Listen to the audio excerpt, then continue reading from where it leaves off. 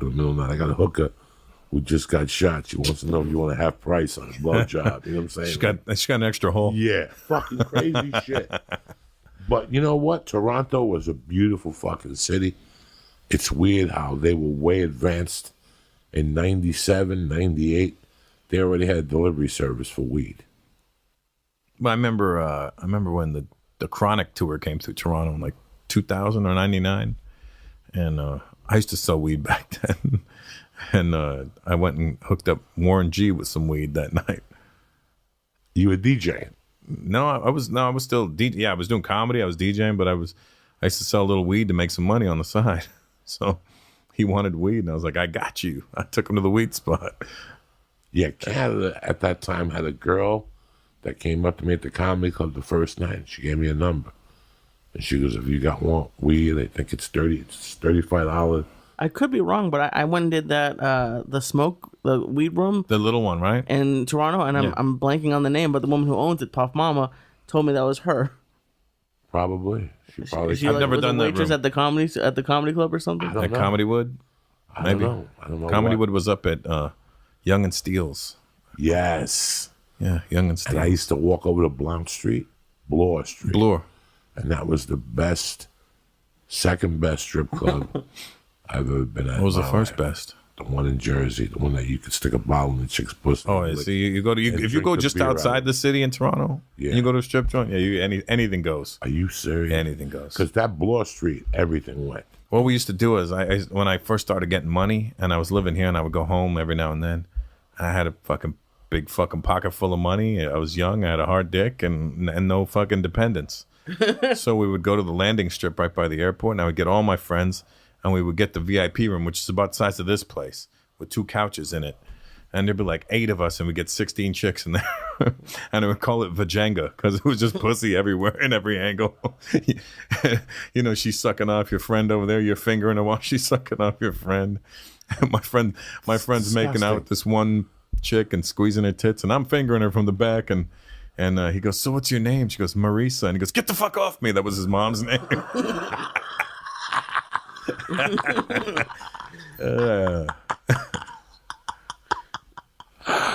Oh my God. Fucking strip clubs. What a disgusting. I know. Now I call them wanstitutes. It's like I got out of them early. My boxing coach took me to a strip club for the first time in like 87, the night of the Hagler-Hearns fight. Hagler-Leonard fight. Jesus 86? Christ. Was that 86 or 87? 87, something like that. Yeah, my boxing coach took me, and I looked like a child. In Toronto. Yeah, just outside of Toronto. How old were you? I was 16. No ID, no nothing. ID, Just nothing. walked in, yeah. Walked in, I sat down, and we were going to watch the Hagler-Leonard fight. And he paid the $10 cover to get us in because it was on closed circuit TV back then. And I was just, I'd never seen naked women before in my life. I just sat there fucking like completely amazed, just spreading wide open. I was like, this is incredible. And then they never got the fight. So people start throwing bottles and rioting in the place, but I didn't even notice because I was just staring at this chick on stage. There's bottles flying over my head. I don't hear nothing. My coach sneaks out. He leaves to go to another bar to go watch the fight. I turn around. There's barely anybody left in the club. I walk out, and they give me $10 on the way out. They're getting everybody the money back. So I got the $10, and I walked back in the club from the front, looked at some more pussy, and I got another $10 on the way out. And then I remember I just jogged home, and I remember being so happy. And I remember when I jerked off that night, I could have fucking stuccoed my ceiling. It was incredible. Oh, yeah, you leave those places wound up, God. though. You walk home fast. Oh, yeah. I You walk jogged home like it was fast. nothing. It Oh, was my about a God. 3-4 mile jog, but I didn't feel When your nothing. dick gets hard at that age, Oh, and yeah. you see it, and you just get... I remember one time I had this... In fact, my mother was still alive. So I had to be around 15, 14, and I had one of those bag jacks that, you know, the sperm don't come out. Right? Like you got so... Like something happened, like a chick showed you a tit. Blue balls? It's like, there's something, because my ball swole up. Oh, I never had that. I didn't know who to ask. So I woke my mother up at like 6 a.m. when she was hungover. She's like, "What do you want?" I'm like, "Ma, look at my nuts. Is there something wrong with them?" And she's like, "What is wrong with you?" Did you ask her in Spanish? Huh? You ask her in Spanish? Oh, yeah. I'll never forget. She was asleep with her head. Can you just say it in Spanish the way you asked her? Because it was dark in the room. I go, me voy aquí. ¿Qué lo que es esto? And she got up and she looked at it all weird. She goes, no sé si te duele ahorita, vamos para el médico. And whenever you said doctor to me, whatever ailment I had went away. Yeah. You just busted a nut That's right there. all you got to say to me is doctor, and the ailment goes away magically. It's fucking crazy. I don't like going to the doctor.